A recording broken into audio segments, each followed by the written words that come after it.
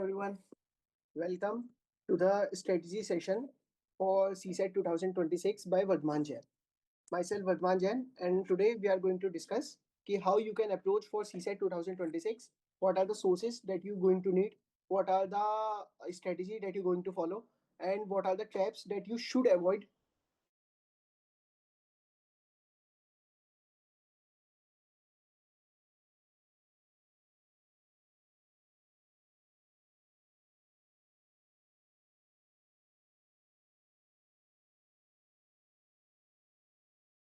So let's start. जो किए हैं वो पैसा भी इन्वेस्ट कर रहे हैं, वो टाइम भी इन्वेस्ट कर रहे हैं, बट उनका कोई रिजल्ट नहीं आ रहा.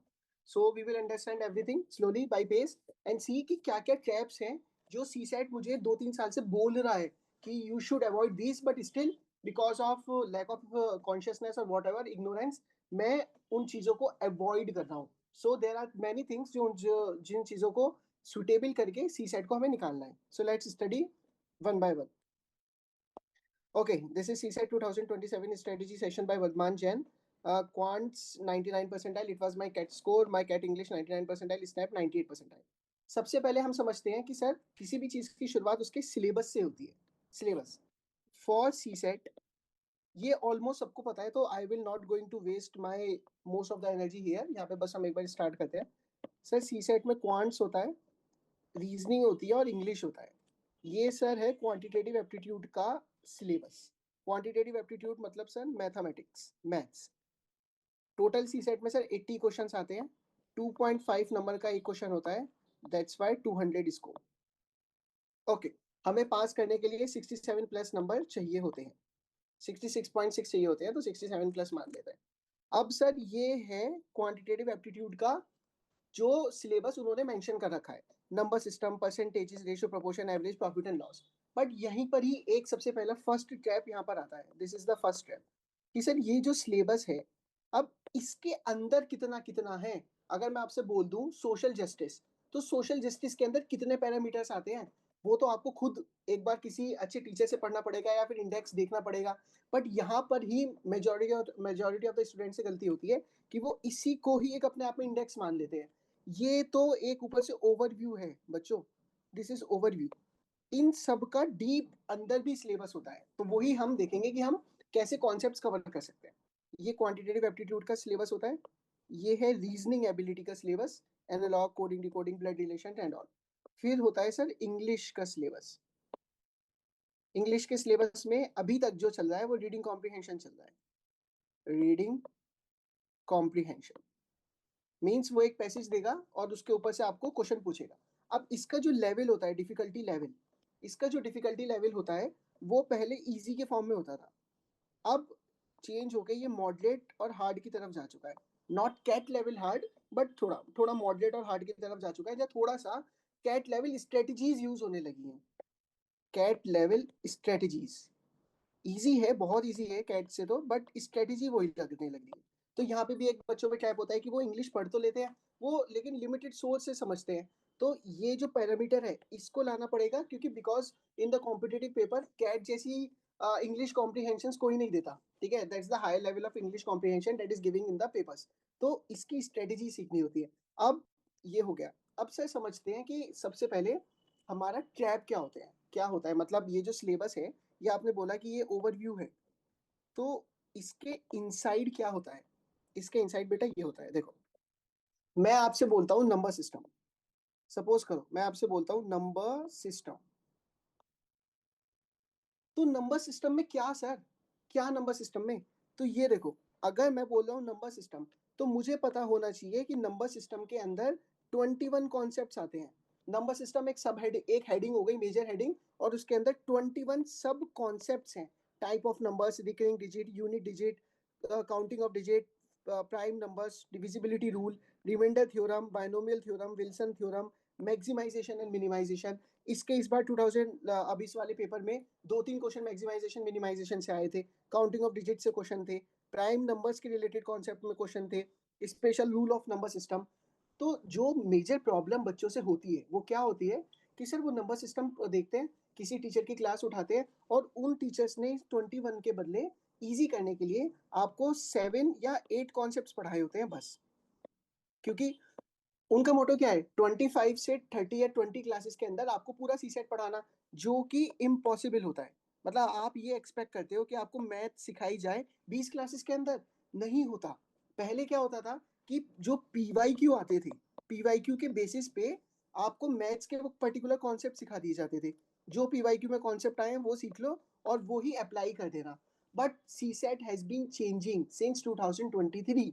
वो क्या बोल रहा है अब, I will give new concept every year. हर साल कोई ना कोई नया सब कॉन्सेप्ट आ रहा है। जैसे इस बार टाइम स्पीड डिस्टेंस के 2 क्वेश्चन आए थे, बहुत अच्छे। मिक्सचर एंड एलिगेशन के 2 क्वेश्चन आए थे। लास्ट ईयर नंबर सिस्टम में अगर इन 2 टॉपिक से क्वेश्चन थे, तो इस बार इन 2 टॉपिक से क्वेश्चन थे। यही चेंज हो रहा है। So to give a holistic approach, और अभी जैसे अगस्त मंथ चल रहा है और आपको अपना सी सेट बिल्कुल फाइन करना है कि आपको प्रीलिम्स के टाइम पे कोई दिक्कत फील नहीं हो, तो this is the right time, this is the right course, जहाँ पे आपको नंबर सिस्टम में 21 कॉन्सेप्ट सिखाने चाहिए। 21 के 21 आएंगे। अब आप सोचो, 21 कॉन्सेप्ट आपने सीख लिए, अब आपका कोई भी क्वेश्चन इनसे रिलेटेड आया, इन 21 कॉन्सेप्ट से related, you will be able to solve it like in a minute. 1 minute में क्वेश्चन सॉल्व हो जाएगा। जैसे आप देखते हो टॉपर्स को कि वो क्वेश्चन रीड करते हैं, सॉल्व नहीं करते, बस रीड करके पता लग जाता है उन्हें कि ये मुझसे होगा या नहीं होगा। क्यों? क्योंकि जब हम क्लासेस में सर 21 कॉन्सेप्ट्स हैं, एक कॉन्सेप्ट के 20 क्वेश्चन सॉल्व कर रहे हैं, तो सर हमने 420 क्वेश्चन तो यहीं पर ही सॉल्व कर लिए, एक ही क्वेश्चन, एक ही टॉपिक से। उसके बाद क्या होगा, उन जैसा जो भी मुझे एग्जाम में दिखेगा, I will pick and do it. It's like very convenient to say कि अगर आप अपनी सिटी में हो और आपने अपनी सिटी अच्छे से देख रखी है, ऑब्वियसली सब बच्चों ने अपनी सिटी देख रखी होती है, और मैं आपसे बोलूं कि I want to go through that lane, आप मुझे आराम से स्कूटी या बाइक पे बैठा के ले जाओगे। बट सपोज करो आप किसी नए शहर में हो, देन आई आस्क यू कि सर मुझे वहां पे ड्रॉप कर दीजिए, तो कैन यू डू इट? आप नहीं कर पाओगे। आप हिट एंड ट्रायल जरूर कर सकते हो कि आप 10 रोड पे चले गए किसी से पूछ के, फिर वहां से चले गए। This is how math work. आपको जब तक टॉपिक्स के अंदर सब टॉपिक्स नहीं पता होंगे, आप कभी भी उन सब टॉपिक्स से रिलेटेड क्वेश्चन सॉल्व नहीं कर पाओगे। आप बोलेंगे कि सर मैं अपनी रेशनल थिंकिंग लगा के कर लेता हूँ, तो उतना हमें टाइम नहीं मिलता। इट्स अ कॉम्पिटिटिव पेपर, आपको विद इन 1 मिनट और 1.5 मिनट्स और मैक्सिमम 2 मिनट्स के अंदर क्वेश्चन सॉल्व करना होता है। सो this is the first step जो बच्चे सबसे ज्यादा गलती करते हैं। नो योर सिलेबस एंड उसके अंदर डीप जाके ट्रैक करो कि कितने कॉन्सेप्ट हैं। सपोज करो आपने बस एचसीएफ एलसीएम पढ़ा है, सी एचसीएफ एलसीएम के अंदर कितना आता है, LCM model number 1, LCM model number 2, LCM model number 3, HCF model number 1, HCF model number 2, formula, difference between LCM and HCF. अब जब किसी को ये पता होगा, तो उसके लिए ये सारे क्वेश्चन पता है कितने होंगे, विद इन 1 मिनट ही will be able to solve this question. Within 1 minute ही will be able to solve this question. उसे क्वेश्चन पढ़ के ही पता होगा कि ये तो उस स्ट्रेटेजी, उस एसओपी से होने वाला है, so I will be able to do it. ऐसे ही परसेंटेजेस, ऐसे ही मिक्सचर एंड एलिगेशन, ऐसे ही रेशियो प्रोपोर्शन, ऐसे ही पार्टनरशिप। पार्टनरशिप का इस बार भी क्वेश्चन आया था, income distribution based on initial investment ratio, when a partner joins leaves और बोथ। इसका भी पर्टिकुलर टाइप का क्वेश्चन बनता है, इसका भी पर्टिकुलर टाइप का क्वेश्चन बनता है। इंक्रीज और डिक्रीज इन कैपिटल, ये भी पर्टिकुलर टाइप ऑफ क्वेश्चन में आती है। मैनेजमेंट सैलरी फ्रॉम प्रॉफिट, इसका भी एक पर्टिकुलर टाइप का क्वेश्चन बनता है। So in actual what is this 180 concepts of CSATs जो फाइल वर्धमान जैन के द्वारा बनाई गई है, means me, what is this 180 concepts, कि सर हमने टॉपिक को सब डिवाइड कर दिया है। इन सब डिवीजन से क्या होगा, अब मैं किसी भी टीचर, जरूरी नहीं आप मेरे से पढ़ो, किसी भी टीचर के पास जाओ, उनसे अकाउंटेबिलिटी बिल्ड करो। इफ वो आपको पार्टनरशिप पढ़ा के सिर्फ ये 2 कॉन्सेप्ट पढ़ा रहे हैं, 60 और 61, तो आप ये पूछो कि सर 62 और 63 ये कैसे होगा, तब वो आपको स्पेसिफिक बताएंगे। वरना वो क्या बोलेंगे, इस टाइप के क्वेश्चन सी सेट में आए नहीं है, ये नहीं आते। ऐसा गलत है। आप जितने भी पीवाईक्यू देख रहे हो, जो अब नए नए क्वेश्चन आ रहे हैं, वो कभी पास्ट में आए ही नहीं है। They all are new. That's why इतने सारे majority of the students are failing in CSAT. Border पे आके रुका जा रहा है 67, वो 66, 67, 68 नंबर्स पर। You don't want to be in that trap कि आप पूरे साल तो जीएस अच्छे से पढ़ो और आप सीसेट में अटक जाओ। You know, it feels so hard, so rubbish. That's why this is the plan. ये फाइल को पकड़ो और इसमें जितने सब टॉपिक्स हैं, उन सारे सब टॉपिक्स को कवर करो। अब सर दूसरी चीज, कि आखिर में ट्रैप क्या होता है, ट्रैप कैसे होता है। एक तो लैक ऑफ सिलेबस नॉलेज। सबसे पहले सर सिलेबस की नॉलेज ही नहीं है, जो अभी अभी हमने आपको बताया। Second, how to choose question in an exam, how to choose question in an exam. Then what, sir? Then third, SOPs of types of questions. कि जो आपको डिफरेंट टाइप्स अभी दिखाए हमने 180 कॉन्सेप्ट में या नंबर सिस्टम में 21 में। बच्चों एक बहुत बड़ा मिथ क्लियर करता हूँ, मैथ्स में हर एक पर्टिकुलर टाइप ऑफ क्वेश्चन का एसओपी होता है। Sir what is the meaning of SOP? Suppose let's understand this. अगर मुझे 21 को 22 से मल्टीप्लाई करना है, तो जो मैंने बचपन से सीखा है मैं इसे लिखूंगा 2 4 2 4 2 6 4, ये मैंने लिख दिया, ये सर मैंने मल्टीप्लीकेशन हो गया। ये क्या है? ये है सर मल्टीप्लाई करने का तरीका, and that is what we called SOP. तो जो मेजोरिटी ऑफ द प्रॉब्लम होती है बच्चों से वो क्या होती है कि सर मुझे क्वेश्चन को रिप्रेजेंट करना नहीं आ रहा। जैसे आपने इसके ऊपर लिखा, फिर आपने ये जो फॉर्मेट बनाया है, ये होता है रिप्रेजेंटेशन करने का तरीका। तो अगर कोई भी टाइप ऑफ क्वेश्चन आता है उसका रिप्रेजेंटेशन बहुत जरूरी है, तो उनको हम बोलते हैं एसओपी। हर एक टाइप ऑफ क्वेश्चन का अलग एसओपी होता है। अगर मैं एवरेज टाइप के क्वेश्चंस के कर रहा हूँ, तो एवरेज में अगर मेरे 6 टाइप बन रहे हैं, तो इन 6 की 6 का एसओपी अलग होगा। किसी में टेबल बनेगा, किसी में डायरेक्ट पॉइंट्स लिख के हो जाएगा। टाइम एंड वर्क का एसओपी चलता है कि पहले यहाँ पे आप वर्क लिख लो, फिर यहाँ पे एफिशिएंसी लिख लो। ये करने का तरीका होता है। अब क्या होता है, कोई टीचर जो है ना, इसको 2 या 3 वे में बता देगा। सपोज करो आपके टाइम एंड वर्क के 8 टॉपिक्स हैं, 8 सब टॉपिक्स हैं टाइम एंड वर्क के। वो क्या करेगा, आपको 3 का तो एसओपी बता देगा, बट जब पेपर में उसके अलावा क्वेश्चन आएंगे, तब आप बोलोगे यार मेरी मैथ्स बहुत वीक है, मुझसे सॉल्व नहीं हो पा रहा। नहीं, गलत है। आपको वो सारे टाइप पता होने चाहिए, और तब जाके आप उनका एसओपी प्रैक्टिस करते करते आपके दिमाग में आ जाएगा। फिर जैसे ही क्वेश्चन आएगा, you will draw either a table, you will write the information provided in a giving format only. उसी से ही सॉल्व होता है। ये जो टॉपर्स, ये जो एसएससी के एस्पिरेंट्स होते हैं, जो टॉपर्स होते हैं, कैसे सॉल्व कर लेते हैं, उनको वो डायरेक्ट लिखने का तरीका पता है, तो वो डायरेक्ट 2-3 स्टेप छोड़ के लिखते हैं। 2-3 स्टेप को माइनस करके डायरेक्ट लिखेंगे और सॉल्व करके आंसर निकाल देंगे। हम ऑलरेडी इसी अजम्पशन में रह जाते हैं कि सर स्टार्ट कहाँ से करें, या बीच में आ गए तो अब उसके आगे का सॉल्व नहीं हो रहा। जो मेजोरिटी ऑफ द स्टूडेंट्स की इश्यूज होते हैं वो क्या होते हैं कि सर मैंने क्वेश्चन स्टार्ट करा, मैंने आधा सॉल्व कर लिया, बट उसके बाद मुझे समझ में नहीं आया कि अब मैं आगे कैसे बढ़ूं। आपके साथ भी majority of the, because you are also the one of the crowds, तो वो होता होगा। तो सर उसे कैसे करते हैं? ये होता है sir hybrid question format. Hybrid question format. अब हाइब्रिड में कैसा है कि सर एक क्वेश्चन में 2 कॉन्सेप्ट डाल दिए, एक परसेंटेज का डाला हुआ है, एक रेशियो प्रोपोर्शन का डाला हुआ है। इसके बेसिस पे हमने एक क्वेश्चन फ्रेम करा है। अब बच्चे को अगर सिर्फ परसेंटेज का कॉन्सेप्ट पता होगा, तो वो उतना ही क्वेश्चन सॉल्व कर पाएगा जितना परसेंटेज अलाउ करेगा। अगर उसने रेशियो प्रोपोर्शन का वो कॉन्सेप्ट ही नहीं सीखा, तो वो हाफ क्वेश्चन में जाके अटक जाएगा, वो पूरा कभी सॉल्व ही नहीं कर पाएगा। सो यही है ट्रैप। जो हाइब्रिड क्वेश्चंस होते हैं, आपको पता भी नहीं लगेगा कि this question is a hybrid और नॉट, क्योंकि सीसेट लास्ट 3 साल से सिर्फ हाइब्रिड क्वेश्चन ही डाल रहा है। वो अगर मिक्सचर एंड एलिगेशन भी दे रहा है, तो उसके बेसिस पे वो उसमें परसेंटेज भी डालेगा, रेशियो प्रोपोर्शन भी डालेगा। तो उनको टैकल करने के लिए ये चीजें आनी चाहिए। तो that's why the hybrid concept, कि हम आधा तो सॉल्व कर लेते हैं बट पूरा नहीं कर पा रहे। उस चीज से बचने के लिए सबसे इंपॉर्टेंट क्या है? सबसे पहले आपको पता होना चाहिए कि आपने कौन कौन से कॉन्सेप्ट पढ़ ली। अगर आप पूरा नंबर सिस्टम ओवर करके बैठे हो, तो यू शुड नो कि ऑन टिप्स कि सर मैंने नंबर सिस्टम के इतने कॉन्सेप्ट पढ़े हैं, मुझे इनका एसओपी पता है, और इन जैसे क्वेश्चन आते हैं तो मैं मीडियम या इजी लेवल के question I am able to solve it. You don't know ये कितनी बड़ी विन है। अगर आपको कॉन्सेप्ट पता है, आपको तरीका पता है, और आप सॉल्व करने के लिए रेडी हो। मैं यहाँ पे बोल नहीं रहा कि वो क्वेश्चन एक्सट्रीम हार्ड नहीं हो सकता। एक्सट्रीम हार्ड को तो हमें छोड़ना है। We have a limited questions to pick, and that's why we are coming into our next concept की how to choose the questions. Sir exam में क्वेश्चन को चूज कैसे करते हैं? यहाँ पे कोई भी, मतलब अब आप अभी अगर देखोगे, तो ये रहा, ये भी जो स्ट्रेटेजी बोलते हैं ना, what is the strategy to solve a paper in the examination hall, कि सर उस 2 घंटे में कैसे सॉल्व करें, this is what strategy is. क्या होता है सर? सर जब हमने कॉन्सेप्ट्स पढ़ लिए होते हैं ना, कि आपने सपोज करो 180 में से आपको 130 कॉन्सेप्ट्स अच्छे से आ गए। अब आप जैसे ही स्टार्टिंग पेपर स्टार्ट हुआ, आप स्टार्टिंग के 10 मिनट, फर्स्ट 10 मिनट्स और फर्स्ट 8 मिनट्स, 8 और 10 मिनट्स के बीच में आप क्या करोगे? आप सिर्फ उन मैथ्स और रीजनिंग के क्वेश्चन को देखोगे, पेज पलट के देखोगे। क्यों देखोगे? Sir I am finding those question, I am finding those question जो मेरे इस कॉन्सेप्ट से रिलेटेड हो। जो कॉन्सेप्ट मैंने सीख रखे हैं मुझे उनको क्वेश्चंस को फाइंड करना है। और कितना भी पेपर हार्ड आ जाए, आपके 25 से 30 क्वेश्चन रीजनिंग और इंग्लिश को, रीजनिंग और मैथ्स को मिला के होंगे ही होंगे जो इजी लेवल में इन कॉन्सेप्ट से रिलेटेड हैं।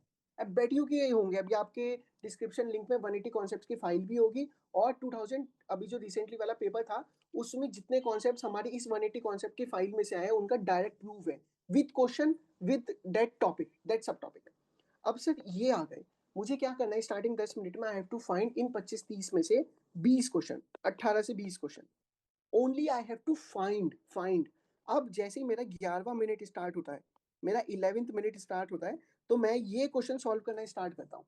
अब आपको इनकी इतनी अच्छे से प्रैक्टिस होगी कि within 30 seconds you can do, but within 30 seconds you can do, but I am allowing you to give 2 minutes per question. अगर आप 2 मिनट भी पर क्वेश्चन को देते हो सर, तो सपोज करो आप 20 क्वेश्चन कर रहे हो, तो sir 20 into 2 is equals to मेरे 40 मिनट्स यूज हुए। तो सर 10 मिनट तो मेरे पहले यूज हो चुके, उसके बाद 40 मिनट्स मेरे अब यूज हो रहे हैं। टोटल टाइम कितना हुआ सर? 50 मिनट्स। 50 मिनट्स में आपने कितना स्कोर कर लिया? सपोज करो 20 क्वेश्चन है, 20 क्वेश्चन को अगर आप 2.5 से मल्टीप्लाई करते हो, तो सर मैंने 50 नंबर का ऑलरेडी स्टार्टिंग के 50 मिनट में कर लिया, वो भी हार्डेस्ट पार्ट। मैथ्स और रीजनिंग सबको हार्ड लगती है, वो ऑलरेडी मैंने कर लिया। अब सर स्टार्ट होता है round 2। What is this round 2? वो क्वेश्चन जिनको आपको पता है कि, सॉरी, आपको आते हैं, you know those question, but उनकी कैलकुलेशन थोड़ी सी हैवी है, उन क्वेश्चंस को आप पिक करते हो। फिर यहाँ पे आपको मिलते हैं पूरे 25 मिनट्स। आप 25 मिनट्स में आराम से ये 5 से 8 क्वेश्चन और कर लेते हो आराम से। आपका ऑलरेडी स्कोर पहुंच चुका है 65 नंबर के करीब। आपके पास अभी टाइम कितना बचा है? आपके पास टाइम है 45 मिनट्स पूरे पूरे इंग्लिश को देने के लिए। आइदर 45 और 50 मिनट्स पूरे पूरे इंग्लिश को दो। और इंग्लिश हम जिस तरीके से पढ़ते हैं, आप अगर 25 क्वेश्चन अटेंड कर रहे हो और मैं आपको बोल रहा हूँ कि ठीक है आप इंग्लिश अच्छे से नहीं जानते, फिर भी आपकी एक्यूरेसी 60% हो रही है, तो भी ये आपका जो स्कोर है, ये 65 से बढ़कर स्कोर कहाँ पहुंच चुका है? ऑलरेडी 90 के करीब स्कोर पहुंच चुका है। तो it's a matter of strategy कि आपको समझ नहीं आ रहा कि बच्चे 90 100 नंबर कैसे लेके आ रहे हैं। दे डू, वो लेके आते हैं। स्टार्टिंग के 1 घंटे में वो इतना सॉल्व कर लेते हैं कि उन्हें पता है कि मेरा सेफ स्कोर बिल्ड हो चुका है। अब वो जस्ट या तो थोड़ी देर सो जाएंगे, otherwise what they do English. ये प्रैक्टिकल स्ट्रेटेजी है। इसके लिए बस मेन एक बार जो मेहनत करनी पड़ती है, वो इसके लिए करनी पड़ती है कि सर हमें ये कॉन्सेप्ट सीखना है। और अब ये कॉन्सेप्ट सीखना मस्ट क्यों हो चुका है? क्यों ये कॉन्सेप्ट सीखने ही पड़ेंगे? बिकॉज एक तो सी सेट अपने को इतना वेरिएशन में कर चुका है कि हम उसके ऊपर कोई भी गैम्बलिंग नहीं कर सकते। सेकंड, अगर आप यूपीएससी अटेम्प्ट में 2-3 अटेम्प्ट हो चुके हैं और you are looking to switch side, ऐसा कोई भी पेपर नहीं है इंडिया में इन गवर्नमेंट पेपर्स जहाँ पे मैथ्स और रीजनिंग नहीं आती हो। हर पेपर में आती है। और हर पेपर में बेस कहाँ से बनता है सर? यही कॉन्सेप्ट है।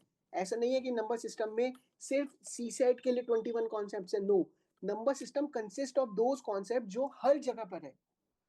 एसएससी में भी, कैट में भी, और आईबीपीएस में भी नंबर सिस्टम के उतने ही कॉन्सेप्ट हैं। तो आप ऑलरेडी जो मैथ्स पढ़ रहे हो वो इस हिसाब से पढ़ रहे हो कि सपोज करो आपको 6 महीने बाद, 8 महीने बाद, 1 साल बाद अगर आपको पेपर देना हुआ कोई सा, या सपोज करो प्रिपेयर करने का सोच रहे हो, तो आपका बेस तो ऑलरेडी बन चुका है कि आपने मैथ्स इस तरीके से कर ली।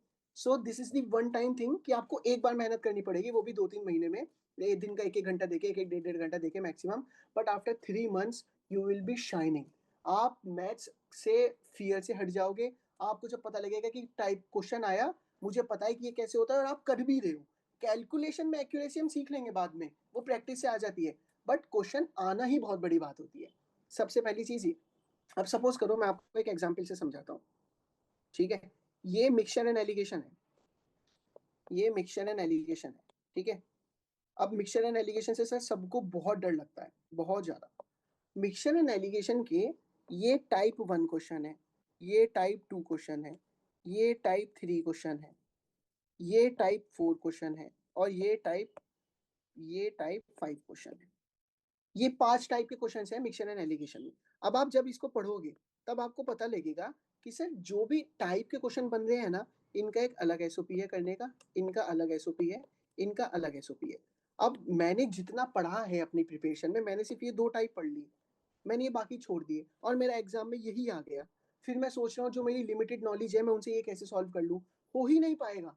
बिकॉज आप अगर लॉजिकल माइंड से करोगे तो ऑब्वियसली हो जाएगा, but I have to do question within 1 minute और 1.5 मिनट्स और मैक्सिमम 2 मिनट्स। तो मैं अगर क्वेश्चन को 5 मिनट दे लूँ तो I can easily solve any type of question. At least in the and maths logical reasoning का ही तो फॉर्मेट होता है।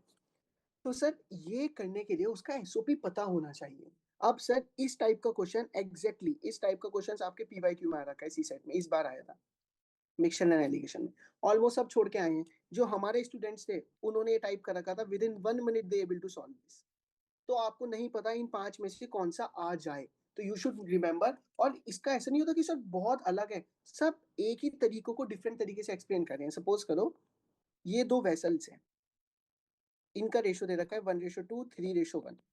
एक क्वेश्चन एक टाइप मुझसे बोलेगा कि मुझे सर इनको 1:2 में या किसी रेशो में मिलाना है, तो ये फाइनल रेशो क्या होगा। दूसरा टाइप क्या बोलेगा कि सर ये फाइनल रेशो दे रखा है 2:1, ये दे रखा है इनके मिलाने का 1:2, मुझे इनके रेशोज बताने हैं। तीसरा टाइप क्या बोलेगा कि सर ये अगर टैंक है और मैं इसमें से 10 लीटर निकाल देता हूँ बार बार, पानी और मिल्क, मिल्क एंड वाटर, तो इसमें कितना बचेगा। ऐसे फोर्थ टाइप क्या बोलेगा, ऐसे फिफ्थ टाइप क्या बोलेगा। सो जब आप उसको होलिस्टिक व्यू में देखेंगे तब आपको समझ में आएगा कि यार ये तो मैं जानता हूँ। अब जब ये नहीं दे रखा या फिर ये नहीं, ये पूछा है और ये दे रखा है, तो भी मैं सॉल्व कर सकता हूँ, इसका भी मैं सॉल्व कर सकता हूँ। तो this is the way to learn maths. मतलब बिल्कुल ऑर्गेनाइज लर्निंग से पढ़ा जाता है। ऐसे वेग हम पढ़ते हैं, थोड़ा यहाँ से पढ़ लिया, थोड़ा वहां से पढ़ लिया, तो that's the most disturbing thing, जिसकी वजह से मैथ्स का फेयर कभी भी बच्चों से नहीं जाता। सो हमें ट्रैप्स अवॉइड करने हैं कि लैक ऑफ सिलेबस नॉलेज जो हमें पढ़ना है, how to choose question in an exam, round 1, round 2, round 3। और सर ये राउंड 1 के लिए पिक कैसे होते हैं क्वेश्चन, ये राउंड 1 के लिए पिक होते हैं क्वेश्चन इस कॉन्सेप्ट बेसिस पे। और इसके सबसे बेहतरीन बात, जो अभी हमारा एक कोर्स चल रहा है रेगुलेटरी बॉडीज का कोर्स चल रहा है। अब ये कोर्स में क्या है सर, हर पेपर में, इन सारे पेपर्स में, in every of this paper maths आती है, इन सारे पेपर्स में मैथ्स आती है। तो सर हम मैथ्स लॉजिकल रीजनिंग इस वे में पढ़ रहे हैं कि हम यहाँ से स्पीड भी सीख लें, हम कॉन्सेप्ट भी सीख लें। और इस कोर्स की सबसे बेहतरीन बात क्या है कि सर इसमें होलिस्टिक सी सेट आप ऑलरेडी सीख जाओगे। आप अक्टूबर तक आते आते आपको ऑलरेडी सी सेट तो हो ही चुका है पूरा, इन बिल्ड आप डिटेल में सी सेट पढ़ चुके हो। उसके साथ साथ सर आप इंग्लिश भी पढ़ चुके हो, स्पीड सीख चुके हो, फास्ट मैथ्स कैसे करते हैं वो सीख चुके हो, और आप ये जो पेपर्स होते हैं इनके पीवाईक्यूज कर चुके हो। अब सबसे एक जो मेजर बात होती है कि सर हमने ये सारी चीज ऑलरेडी कंप्लीट कर ली इस कोर्स में जो अभी चल रहा है। So for the information of this course, either you can contact me over this number 202002, और you can fill up a form जो अभी डिस्क्रिप्शन में आपको मिलेगा। This is my number Vardhaman. अब ये सर ऑलरेडी कोर्स में चल रहा है, और जिन बच्चों ने ज्वाइन कर रखा है अभी, उनका इतने अच्छे से प्रिपरेशन हो चुका है कि दे नो कि अब उन्हें कौन सा क्वेश्चन पिक करना है और कौन सा क्वेश्चन छोड़ना है। सो this is the first main thing. अब सर ये जो होता है कि इसकी प्रैक्टिस कैसे लगती है, कि आपको sir 1 hour 1 hour daily 1 hour daily देना होता है। ठीक है, ये हो जाता है। इसमें हम कॉन्सेप्ट सीखेंगे, फिर हर एक कॉन्सेप्ट के 20 क्वेश्चन होते हैं प्रैक्टिस के, वो हम करेंगे। अब सर एक जो चीज जो बिल्कुल न्यू है वो हम करते हैं कि हम एक ओवरऑल पेपर उठाते हैं। उस पेपर में what we do, that the most important thing is that we do is, हमें वो सॉल्व नहीं करना। हम स्टार्टिंग के 10 मिनट्स में सिर्फ अपने इन कॉन्सेप्ट से रिलेटेड क्वेश्चंस जो होते हैं वो पिक करते हैं। हम ये सीखते हैं कि एक पूरा पेपर है सी क्वेश्चन का, हम वो 20 क्वेश्चन फाइंड आउट कर सकते हैं या नहीं। We do only this, starting के 10 मिनट में हम 20 क्वेश्चन फाइंड आउट करते हैं, और नेक्स्ट 40 मिनट में सिर्फ उन 20 क्वेश्चन को ही सॉल्व करना होता है। उससे क्या होगा, उससे आपका माइंड अभी से रेडी होगा कि मुझे एग्जाम में कौन सा क्वेश्चन पिक करना है, और मेरी एक्यूरेसी उन क्वेश्चन पे कैसे बिल्ड होती है, जो मेरा सी सेट का बेस फाउंडेशन है वो कैसे बिल्ड होता है। अब आप कोई भी बच्चा ये करके नहीं जाता एग्जाम में, डायरेक्ट क्या बोलता है कि मैंने 80 क्वेश्चन के 4-5 मॉक दे लिए और एग्जाम में जाके स्टार्ट करता है। हमें नहीं करना ऐसा, हमें बिल्कुल लेयर बाय लेयर डिसेंट्रलाइज करके, ऑर्गेनाइज करके अपने को देख रहे हैं कि मैं कहाँ वीक हूँ और मैं कहाँ स्ट्रांग हूँ। अगर सर मैं अभी से, मैं 30 फुल लेंथ पेपर में ये देख लूँ कि स्टार्टिंग के 10 मिनट में क्वेश्चन चूज कैसे हो रहे हैं क्वेश्चन, और क्वेश्चन चूज करने के बाद जो मैंने क्वेश्चन चूज करे मैं उन्हें सॉल्व भी कर रहा हूँ, तो आपका कॉन्फिडेंस आसमान पे होगा कि आपने सर ऑलरेडी, आप देखोगे आप विद इन 1.5 मिनट मंथ्स हमारे कोर्स के 1.5 महीने के अंदर अंदर आप देखोगे, क्या देखोगे कि सर मैं ऑलरेडी 20 में से 10 से 12 क्वेश्चन चूज करने लगा हूं और मैं वो विद इन 1.5 मिनट्स 100% एक्यूरेसी पे सॉल्व कर रहा हूँ. This is the basic step 1, step 2, step 3, step 4 strategy that you follow. अब सर क्या 180 कॉन्सेप्ट ही करने होते हैं क्या? देखो आप पढ़ोगे सब, बहुत सारे कॉन्सेप्ट ऐसे होंगे जो आपको लगेगा कि ये मेरे कंफर्ट जोन में नहीं है, आप उनको हटा देना. और कुछ कॉन्सेप्ट ऐसे होंगे जो आपके बिल्कुल दिमाग पे आ जाएंगे कि इसका क्वेश्चन मैं कभी भी गलत नहीं करने वाला. एंड दैट बेसिस वो आपके क्वेश्चन बनते हैं जो स्टार्टिंग के 10 मिनट में 10 से 20 क्वेश्चन आप पिक करने वाले हो. नॉट 10 से 20, 18 से 20 क्वेश्चन जो आप पिक करने वाले हो. तो अगर मैं परसेंटेज रेशियो प्रोपोर्शन और टाइम एंड वर्क में स्ट्रांग हूँ, I will pick those question. मेरा कभी भी वो गलत नहीं होना चाहिए. तो I know I have a accountability of my own कि सर मुझे पता है मेरा क्या कॉन्सेप्ट स्ट्रांग है, क्या वीक है, क्या मीडियम है.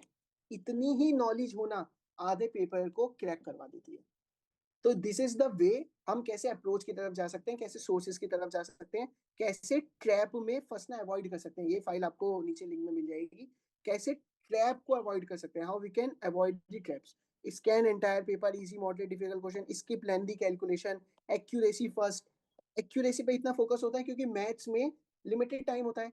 आप अगर 3 मिनट लगा के कोई क्वेश्चन सॉल्व कर दे और इन दी एंड आपका राइट आंसर नहीं आए तो उससे गंदी चीज कोई होती नहीं है. ये भी वेस्ट, ये भी वेस्ट, कॉन्फिडेंस भी लूज होता है और आपकी मेहनत भी जो है पूरी डाउन जाती है. रिविजिट मार्क क्वेश्चन, ये आपका सिलेबस रहा. ठीक है. तो सिंपल सी स्ट्रेटेजी होती है. Quantitative aptitude 20 questions we will pick, reasoning 10 questions we will pick, and English 20 questions we will pick. ये होते हैं हमारे सारे कॉन्सेप्ट के क्वेश्चंस जिसकी वजह से we can easily score 90 to 100 marks in 2 hours. This is a wholesome strategy जिसमें कितनी चीजें नहीं है कि सर सिर्फ मॉक फुल लेंथ प्रैक्टिस करना नहीं सीखना, हमें हमें पिक करना है फुल लेंथ. हमें स्टार्टिंग के 10 मिनट में क्वेश्चन फाइंड आउट करने हैं जो मेरे कॉन्सेप्ट के कंफर्टेबल जोन में है और मैं क्या उन्हें 2-2 मिनट लेके सॉल्व कर पा रहा हूँ क्या. Because it's all about time. आपको वहां पे जितना प्रेशर होगा वो आप अभी फील कर लोगे. मैं आपको यहाँ पे क्या बोल रहा हूँ कि 30 सेकंड में अगर आप कोई क्वेश्चन यहाँ सॉल्व कर लेते हो, वहां मैं आपको 1.5 मिनट्स दे रहा हूँ सॉल्व करने के लिए same question. Why? Because of the pressure. जो वहां पे प्रेशर होता है, कभी कभार कैलकुलेशन एरर हो जाती है, कभी कभार डर आ जाता है. तो उस चीज का स्कोप भी हम मेंटेन करके चल रहे हैं. मतलब the most comprehensive strategy date can be build, जो हर एक पॉइंट पे फोकस कर सकती है कि तुम मैच कहाँ कहाँ हार सकते हो. वो तुमने सारे पॉइंट्स कवर कर लिए. बस जब सारे पॉइंट्स कवर कर लिए तो your mind is so active कि वो सारी जोन को कवर करता हुआ चलेगा. And you going to achieve the great score. This is how CSAT paper जो ऑलरेडी क्लास में है वो अब सिर्फ 1 आवर या 1.5 आवर्स में, 1 आवर या 1.5 आवर्स में वो 75 से 80 नंबर्स स्कोर कर रहे हैं ऑलरेडी पीवाईक्यूज में. So don't anyone let you be fool और let you play with your mind कि आ जाओ 20-25 क्लास कर लो, या टेलीग्राम पे 20-25 क्लास मिल रही है वो कर लेते हैं और खत्म करते हैं. क्लास से फर्क नहीं पड़ता, मुझे कॉन्सेप्ट से फर्क पड़ता है कि मेरे सर इस कॉन्सेप्ट के इतने टॉपिक्स हुए या नहीं हुए. ऑर्गेनाइज लर्निंग, दिमाग सिर्फ ऑर्गेनाइज लर्निंग पे भागता है. लाइक सपोज आप जीएस पढ़ रहे हो, आप मेंस पढ़ रहे हो, आपको पता ही नहीं जीएस 3 जीएस 4 एग्जिस्ट करता है, आप बस जीएस 1 जीएस 2 पढ़ के चले जाते हो और फिर बोलते हो अरे यार एग्जाम तो बहुत भारी आ गया, मुझे तो पता ही नहीं था ये 2 पेपर एग्जिस्ट भी करते हैं. This is what math is. जो कॉन्सेप्ट आपको पता ही नहीं एग्जिस्ट करता है वो पेपर में आ गया, फिर आप बोलोगे मैथ्स बहुत हार्ड आ गई. You at least because of an aspirant, because this is your syllabus, you should know कि क्या क्या एग्जिस्ट तो करता है, कि मेरे पास है क्या क्या, मुझे क्या क्या पढ़ना है. एटलीस्ट मुझे इंडेक्स तो पता हो. इंडेक्स में मुझे 10 पॉइंट नहीं चाहिए, मुझे उनकी डिटेलिंग इंडेक्स चाहिए. सो this is what detailing index is. Okay. If you have any query you can message me over that number and you can join our course. You can revisit the website of Margdarshan IAS and you can also contact me directly. You can fill up the form नीचे जो कि link में दे रखा है, और ये 180 concept की file you can download it also from there. So this is the best strategy you can go to. You can join this course. आप देख लोगे कि अक्टूबर नवंबर तक you are at your finest point, जहाँ पे आप इंग्लिश की ग्रामर भी सॉल्व कर रहे हो, रीडिंग कॉम्प्रिहेंशन भी सॉल्व कर रहे हो, everything. So yes, do take care and don't let anyone in the market fool you कि वो कोई आए कुछ स्ट्रेटेजी बताओ और आपको पागल बना के चले जाए. बिकॉज ऑलरेडी कितने हजार बच्चे उस स्ट्रेटेजी से पढ़े और फेल हो गए. दिस इज द प्रूफ कि दे आर रॉन्ग. वो उसी तरीके से पढ़ते हैं. 50,000 बच्चे ने अगर उनसे पढ़ा और वो बोलते हैं कि मैंने देखो 800 बच्चे क्लियर कर दिए, 1,000 बच्चे क्लियर कर दिए. सो दिस इज द रेशो. ये रेशो होना चाहिए क्लियर परसेंटेज का. At least this should be 70 to 80%. But no, this is 5-10% they are claiming. So be active, get your accountability with yourself, and learn with us as fast as you can and as comprehensively as you can. Take care. Goodbye.